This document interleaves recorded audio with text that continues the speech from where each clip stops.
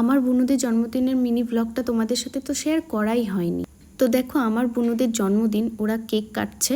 ওরা তো যমজ, তোমরা আমার ভিডিও যারা সাবস্ক্রাইবার, পুরনো সাবস্ক্রাইবার, তারা জানবে অবশ্যই যে ওরা যমজ বোন, আমার কাকুর 2 মেয়ে। এই যে কাকু আশীর্বাদ করলো, তারপরে কাকিমা আশীর্বাদ করলো, পায়েস খাওয়ালো, আর তারপরে এলো আমার মা ওদেরকে আশীর্বাদ করলো। আমার মাকে দেখছো তোমরা যে অনেকটাই সুস্থ হয়ে গেছে। যারা আমার পুরনো সাবস্ক্রাইবার, আমার ভিডিও নিয়মিত দেখো, তারা তো জানবেই অবশ্যই আমার মা অসুস্থ ছিল। তো মার আশীর্বাদ করা হয়ে গেল, দেন আমি চলে এলাম, ওদেরকে আশীর্বাদ করলাম। আর তারপরে আমিও একটু কেক আর পায়েস খাইয়ে নিলাম।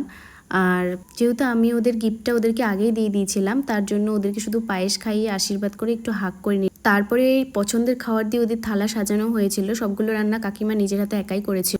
আর এবারটা ওদের জন্মদিন খুব একটা বড় করে পালন করা হয়নি, শুধু ওদের বন্ধুবান্ধবদেরকেই নিমন্ত্রণ করা হয়েছিল, আর আমাকে আর গৌরবকে বলা হয়েছিল। তো ওই জন্য আমি এখন দেখছি ওদেরকে থালা সাজিয়ে দিচ্ছি।